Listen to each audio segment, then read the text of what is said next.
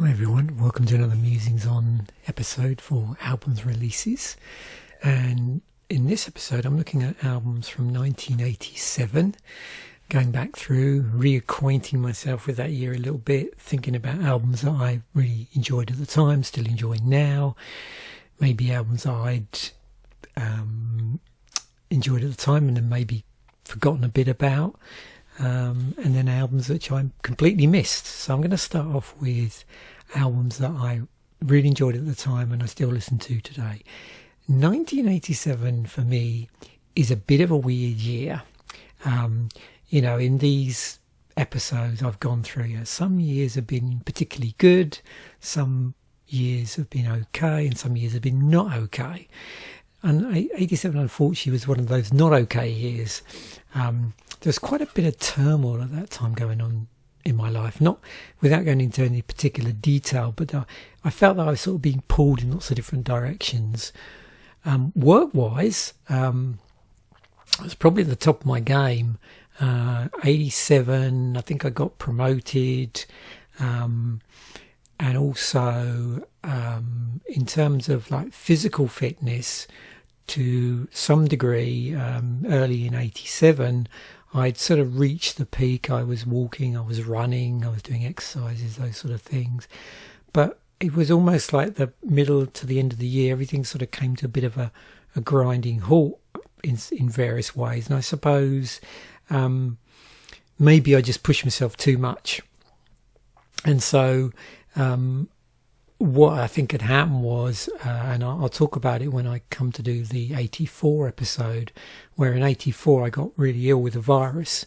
And it felt like in 87 what had happened is I'd pushed myself so much that I almost like had a relapse in some ways. And so it taught me a lot about pacing myself a lot more. Plus also, for various reasons, the sort of work environment I was in, although I was doing very well, because of turnover in the firm, I was in one of those positions where I was having to manage in lots of different directions, sort of manage across, manage up, manage down. And at that point, I didn't have the benefit of project management training to sort of help me through. So I was sort of muddling along. That all really sort of conspired, and 87 wasn't a great year. And sadly, a lot of albums that maybe I enjoyed in 87, it is one of those years where I actually don't enjoy listening to those albums because it sort of takes me back, unfortunately. But some, for whatever reason, have sort of shone through, and those are the ones I'm going to start off with and talk about. But before we do that, we'll get a bit of an overview, because there was loads of good stuff out there, but like I say, it's sort of like one of those situations you get into where, other things that happen do put a bit of a dampener on the music after the fact. But we had stuff out like The Joshua Tree. Listened to a lot when that came out. There was Tango in the Night by Fleetwood Mac. I remember T'Pau doing really well in the charts at that point. Was it China in Your Hand, I think, was the single. We had Graceland by Paul Simon, which had come out in 86, still doing well in 87. Invisible Touch by Genesis. There's a lot of stuff that was getting played a lot in the charts. This is a really good album, which I had. The Singles by The Pretenders was a compilation album. And in fact, a lot of albums that I find have really stood the test of time for me, and I listen to without sort of bringing back any slightly bittersweet memories of 87. There's a couple of compilation albums on my list, and I think that's why they sort of, with those, although you listen to them at the time, the other tracks in there, there's tracks in there that you didn't necessarily listen to at that time, so it gives it a bit more of a ambivalence, I think, to the time. And one album I probably could have spoken at the start, which I'd sort of forgotten a little bit about, is The Singles by The Pretender. And one reason why it sort of stays with me is that on this one, I can remember playing I Go to Sleep a lot. And when I went onto Spotify years and years later, it was on one of my, what I call my night tracks.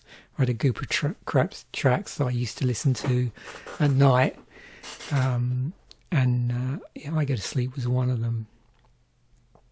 I think I might have had this album. Yeah, of course, this was big that year. So was this. And then we had Bad Animals by Heart as well. So all of the ones I've mentioned, I did own. Now, if we look at, week by week, number one albums, you can see we've got this Now series cropping up. So there's going to be quite a few compilation albums, both by artists and various artists, and also things like this were doing well at the time. I remember it's quite a big interest in this in the UK, Phantom of the Opera. So yeah, I've got Joshua Tree, another Now album. There's a live album by Simple Minds. Yeah, it's a good album. Whitney by Whitney Houston. Hysteria by Def Leppard.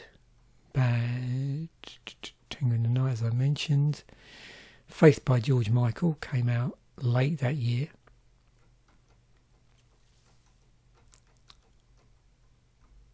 Yep.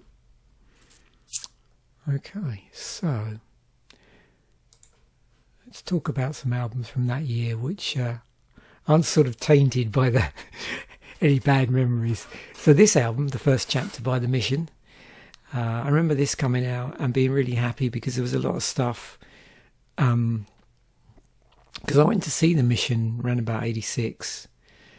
So I'd been into Sister Mercy previously. And then there was a split in the group. And Wayne Hess Hussey and the bass player, whose name escapes me for the moment, went off and did their thing with The Mission. And I saw The Mission down in Brighton in 86. And I was aware that there'd been a lot of 12-inch singles out for stuff prior to the release of this album. So I was pretty happy when they released this album called The First Chapter, which was a retrospective compilation of the EPs.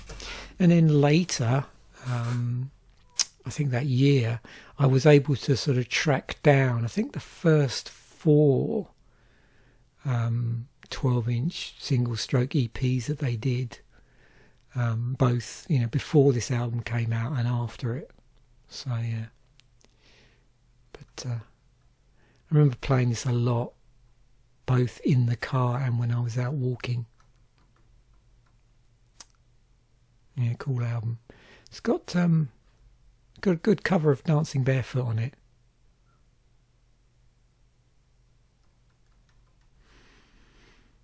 Yeah, Psychedelic Furs. So I'm trying to think when I saw this band live. It may have been 87.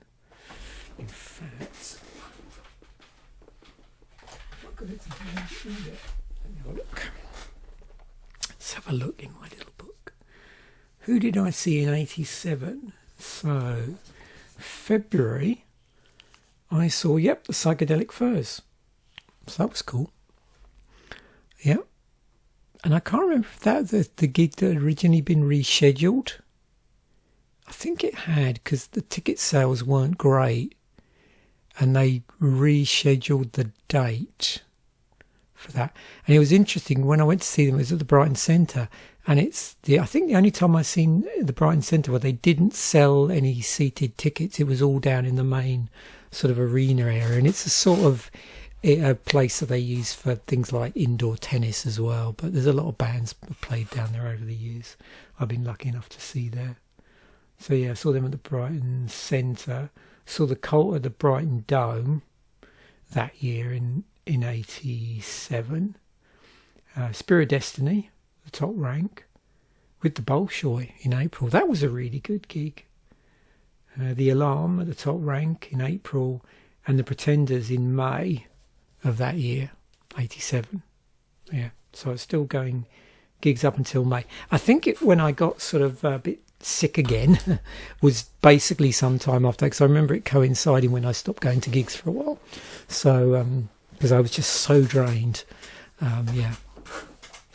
So yeah, so it gives me, that was a good, I picked that book up, it gives me some idea. But I remember, yeah, this album, Heartbreak Beat, Shock, yeah.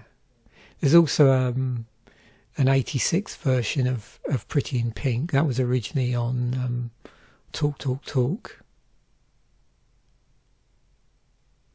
So they've got an 86 film, and then they re-recorded the version for the soundtrack, and that turned up on here. Yeah, but they were really cool live.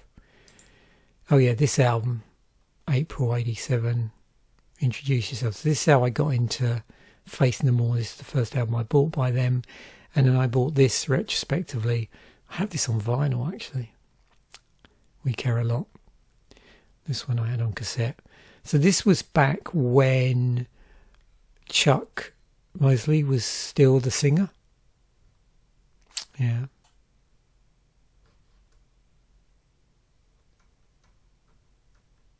But for some reason, and I don't know why, this album reminds me of an earlier period, and I can't put my finger on it. I keep thinking it came out like 85, 86, and it didn't. It came out in 87. But yeah, this is probably before that, fateful second half of the year, so that's probably why. But yeah, I love this album. Played it a lot in the car. Reminds me a lot of friends I was hanging around at the time in the sort of first half of the year, and that was another thing. I think there was a bit of a sort of friend turnover through no fault of my own. Just basically a sort of group of friends had moved away from the area, so yeah. This album, which was a New Order compilation album, came out in 87. I think around the same time that there may have been some video stuff out as well, which got me, I suppose, really interested in the band. I'd started going to see them live around, when was it? Just again consult my book here. Let's have a look. So, when did I go and see them first time? So I've got one here from, March 86 I saw them. I think I only saw them once, actually. Yeah, March 86, I believe. Yeah.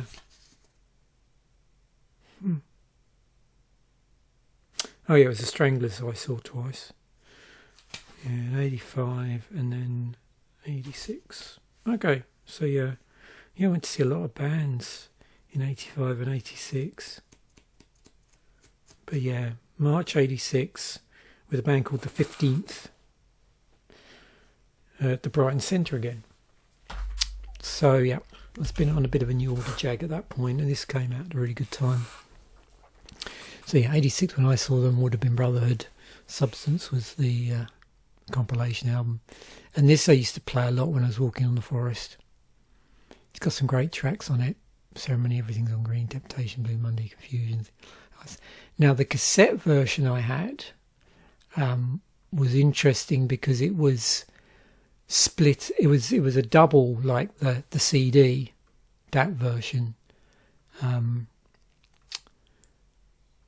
So you had these sort of extra, side of instrument or cassette of instrumentals and other things on it. Oh, there's a cassette version. Yep, there we go. So very long.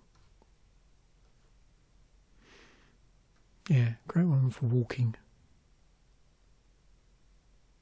Oh, that's right, they had blue and red, and it was in this weird case as well. Or was that the one that was taped together? Yeah, I can't remember if it had openings on each side and there was a centre bit in it. Yeah. Anyway, the blue and the red. Oh, this one, Surfing with the Alien, October, came out later that year. But again, it's one I don't really tie in with 87, and I'm not sure why. I'd heard I think Always With You, Always With Me on the radio, on the Friday Rock Show. And that piqued my interest. And then a friend of mine, around this time of year, would come back from being overseas, and we'd hang out a lot more. And so I remember him coming back when we were driving around various places. We were playing this in the car, and then I picked up a copy of it as well. So yeah, another sort of timeless album. So yeah, that's the only ones really that have that timelessness to them, that don't, I listen to the time, still really enjoy listening to them now, checking them out, and they don't overtly remind me of 87. So let's see what we missed out on, see what was around. So I mentioned that. What we're up to with Man of War by then, 5th album. I'm not really familiar with that one. We've got a compilation by the Smiths in 87, Midnight to Midnight I mentioned. Oh, this one is the cover versions one. I didn't get that at all actually. So the Joshua Tree, classic album, and I'd listened to this a ton when it came out. I remember going on this huge walk on Ashdown Forest in 87 and listening to this over and over again. With or Without You, Still Haven't Found What I'm Looking For, Where the Streets Have No Name. I remember being played a lot at clubs as well. But sadly, it just reminds me so much of the second half of 1987 that I pretty much stopped listening to it. So yeah. Yeah, again with this, Among the Living. So I can sort of see here that with the sort of albums I listened to early in the year, and then later in the year I just stopped listening to. Yeah. But yeah, some great albums. Among the Living by Anthrax, another one I listened to at the time. That's a really good album. Sign of the Times. Yeah, bought that for a friend the following year for their birthday. Taking Over by Overkill, second album. That's really good. Electric, that's the tour I saw them on for about the 4th time. So yeah, I saw the Cult 4 times. Once when they sported Big Country, just around the time that Resurrection Joe was released, a sort of single for them, a sort of pivotal single in some ways. And then once when She Sells Sanctuary was released around that time, once when the album Love was released in the same year that She Sells Sanctuary came out, and then again for a 4th time for Electric at the Brighton Dome, I think. Yeah.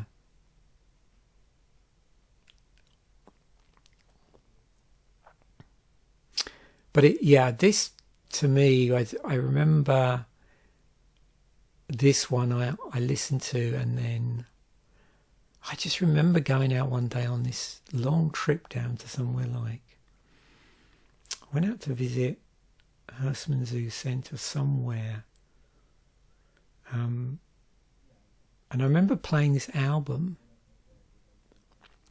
and just feeling really ill that day, just so drained, yeah. And that's when it sort of really started again. So, yeah. So, but again, for some reason, this one is timeless. Yeah, it almost. This has a heavy association with a lot of my friends from earlier in the last couple of years that I was hanging out a lot with and going clubbing with. And I don't know why there's such a difference. Yeah, maybe just the time I listened to it as well. I remember this coming out, tribute by Ozzy and Randy Rhoads. Yeah, it's a cool live album. Again, this is one I don't really attribute to that year, but with live albums, unless they're things like Strangers in the Night by UFO, and the Thin Lizzy one, Live and Dangerous, and Judas Priest are ones that I've listened to over and over again. This one did listen to it a lot over the course of, I would say, a couple of years, but then it fell off for some reason. I didn't listen to it so much. I think at one point I had the tab to this actually.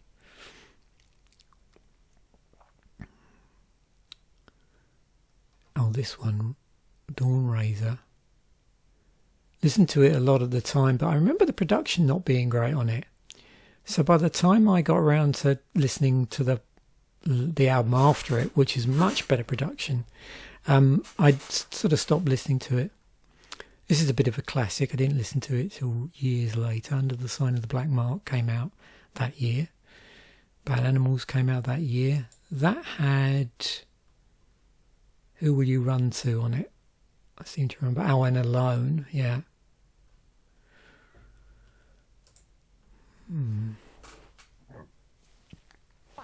Okay, Girls, Girls, Girls by Motley Crue.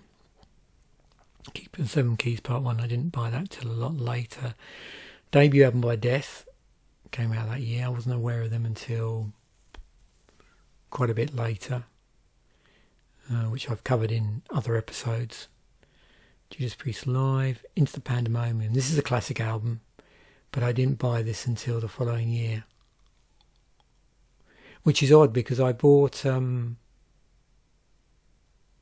Megatherion when it came out, but not this one. Yeah, very experimental, avant-garde. Yeah.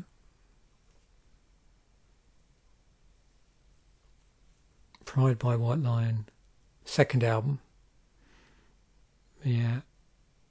Same friend who we used to listen to Satriani in the car, I think, again, sort of doubled up where I heard White Lion on the Friday Rock Show, and then he said, "Oh, have you heard this band?" I said, "Oh, yeah." And we used to play a lot of White Lion as well. I think particularly this album. He must have been going through a bit of a rock jag at that point, with both White Lion and Surfing with the Alien.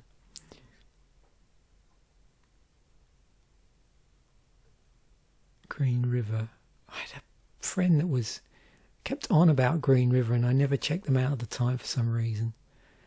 Oh, Infamous Scum by Napalm Death. I was really picked them up on the following album, Love Is for Suckers. So we're 5 albums in by that time with Twisted Sister.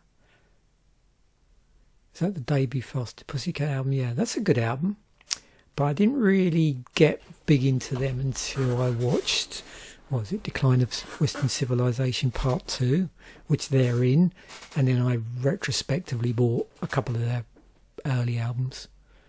We got Paid in Full by Eric B. and Rakim. That's a good album. Got, yeah, some classics on there.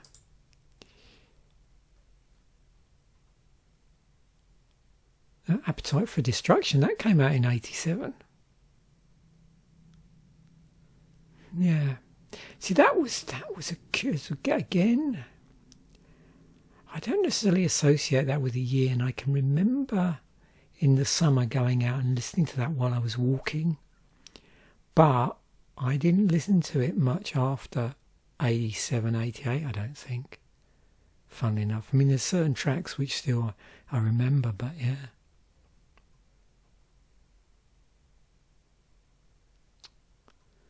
Oh, this is the third album by Dead Can Dance.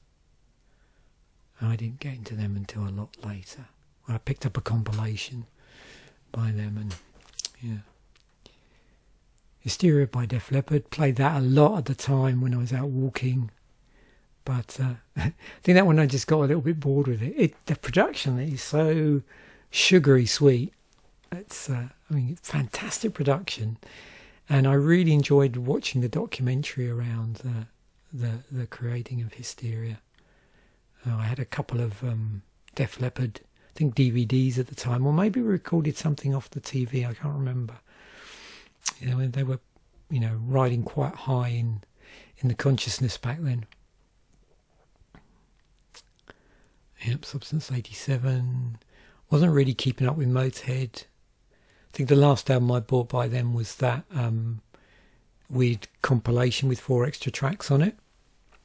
And the last full studio album would have been, was it Another Perfect Day, I think?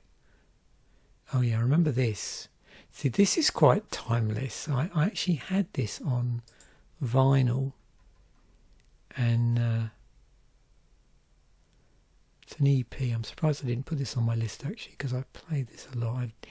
I loved this, their version of The Way, and basically everything on here. Yeah, still, I have this. I have that. I've also got the one that collects everything together, Garage Days, or Garage Inc. That's it. That would be on CD, I suppose. Yeah, Bad came out that year. Death Crush by Mayhem was out way back in 87.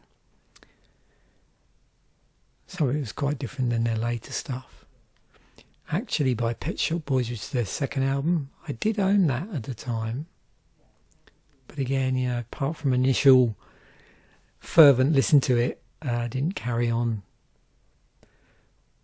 Yeah, I didn't own this album, but To Pow just remind me so badly of that era. Yeah, whenever I hear that on the radio, I'm transported straight back to the second half of 87, unfortunately. So yeah, Crazy Nights, I remember that coming out. Didn't that have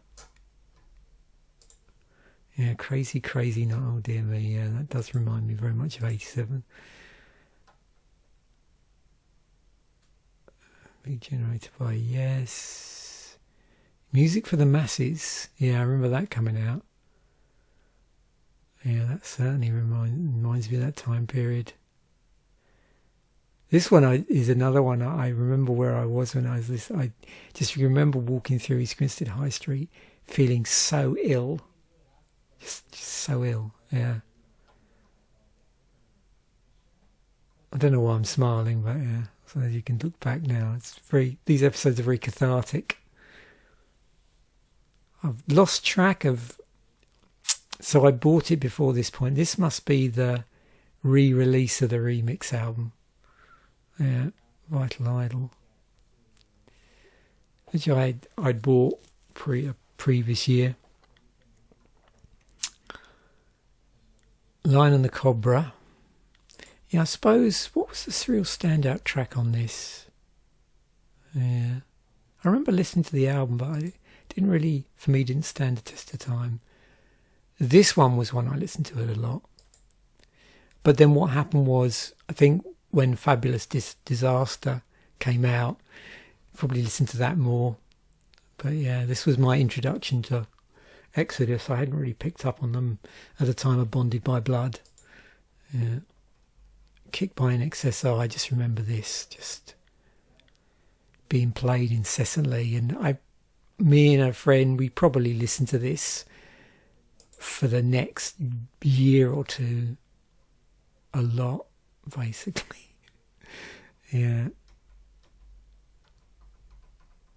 And I had another friend who in the early 80s had been out and stayed in Australia for an extended period of time, and when he came back, I don't know how long he was out there for, but I was quite amazed that he'd actually picked up quite a strong Australian accent.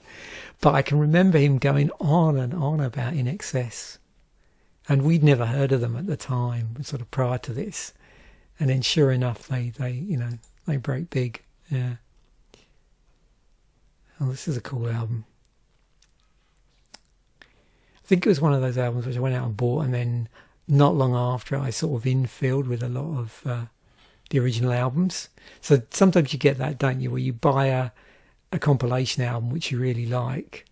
Maybe it's your sort of first stuff by the band, and then you go in and you buy the previous albums, and then you stop playing the greatest hits. So greatest hits albums are weird in that respect. It depends on when you buy them. So these ones here, which I'd mentioned, just the timing was just perfect to when they came out, and I kept listening to them. This is a pretty cool album, but I didn't buy that until after I'd bought the album after it. if that makes sense. And I did see Alice Cooper in the 2000s, actually. Down in Brighton, there was something called, I think, Monsters of Rock on the Road, where Alice Cooper played, was headlining. Yeah, that was a lot later. That was in the 2000s. Nightfall by Candlemass. Yeah, I did buy this album, but not until, I don't think, after I bought like a later album like Ancient Dreams or even Tales of Creation. Yeah, that was a lot later. Oh, Floodland. I played this so much of the time, but it's another one that just, reminds me of, dark winter 87 and just feeling awful. I think it was the first year where I just feel like I missed Christmas completely. That sounds really bad, but I can remember we always used to go out on Christmas and New Year, and then just that year I just said, I'm just so exhausted, I just didn't go out. Good thing about 87, actually, when I think about it, one good thing to come out of it, there were a number of good things, but one good thing was actually that's when I stopped drinking, 87. Yeah, I just got so sick.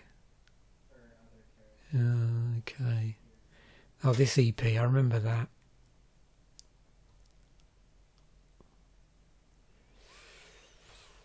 Wow, Persecution Mania. So focusing in on heavy metal for a moment, is there anything else I remember? I wasn't really listening to Agent Steel at that point. I was aware of them, but yeah, I had that album definitely. Wasn't too familiar with Armoured Saint. I'd heard of them again. I knew that what was it? John Bush was on vocals, and there was a connection sort of with John Bush, and I think at that point, was it Metallica? There was some talk about him being in Metallica, and then ultimately, of course, he ended up in Anthrax for a period of time. Yeah, so I mentioned this one and this one. I did buy this years later when I did a bit of a Black Sabbath back catalogue jag.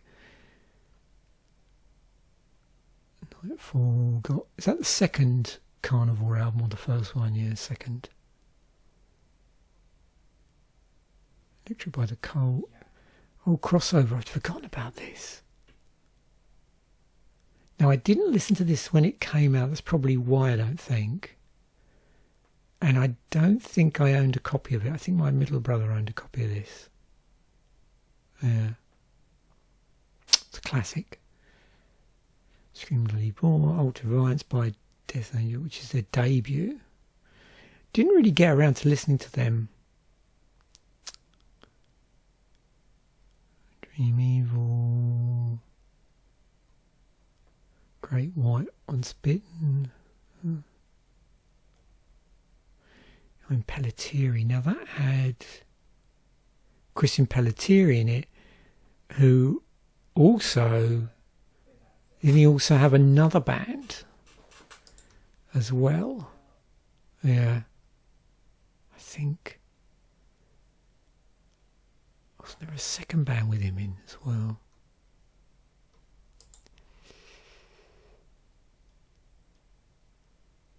Yeah. Second fastest of all time.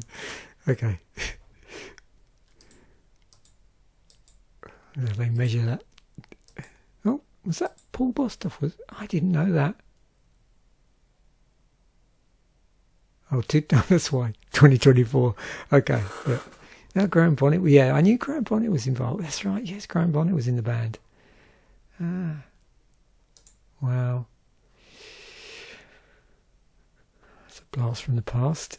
Was that the debut album by... No, the fourth album by Keel. Okay. Creator Terrible Certainty came out then. Wow. I think the only album I owned by them was probably Pleasure to Kill, I think. Something like that.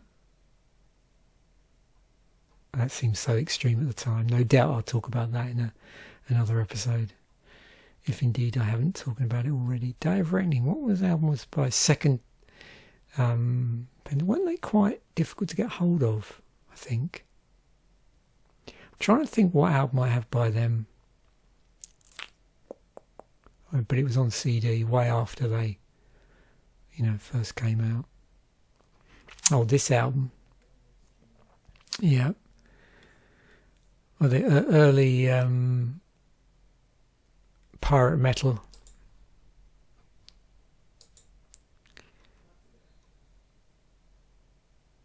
Yeah, so a bit of pirate metal history if you're interested. But yeah, Under Jolly Roger. That was the first time I became aware of it. I didn't listen to the album though. That's a good album. I don't think I got into Sacred Right till the following year, probably. Sarcophago. There's a lot of like second wave black metal bands around this time. I think it would be. Would they still be considered to be first wave? I'm not sure. Maybe. Yeah. But certainly in that period between, what would it be, Venom's black metal and then some sort of later stuff. Schizophrenia by Sepultura, which was their second album. So they hadn't really peaked at that point. That was to come later. Testament to Legacy, which is their debut album, that was out. Udo, Animal House, that was his first album following his departure from Accept. Yeah, I've mentioned this one. Changes by Y&T. Oh, Wurzel. He had a solo album out. Alcatraz had reformed.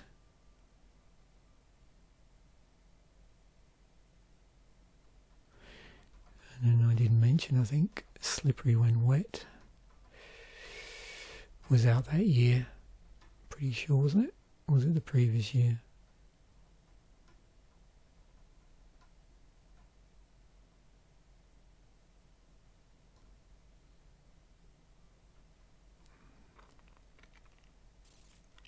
I always get confused when I'm doing these. 80s, yeah, that was out in 86. Yep. Okay, film-wise, we have in year release, highest grossing films 87 for the US. Three Men and a Baby, Fatal Attraction, Beverly Hills Cop 2, which I think I saw that at the cinema. Good Morning Vietnam, Moonstruck, The Untouchables, Secret of My Success, Stakeout, Lethal Weapon. Quite a number of these I think I ended up watching on VHS, on video, when they finally went through to rental. Particularly Lethal Weapon, but I'm pretty sure I saw this at the cinema. So let's look at the releases. Oh, The Golden Shards, I remember seeing that on VHS. So a lot of these. Platoon on video, Lethal Weapon, Police Academy. So many Police Academies, I just lose track of what was in what one. Beverly Hills Cops 2, Predator. Yeah, I saw that on video when it came out. Dragnet. Don't think I saw that. Oh, Robocop came out that year. Yeah. Living Daylights. May have seen that at the cinema, but not sure. Didn't see Fatal Attraction until years later. Yeah, I remember The Running Man coming out. And I'm having trouble remembering where I saw that. Probably on video, actually. Yeah, wow.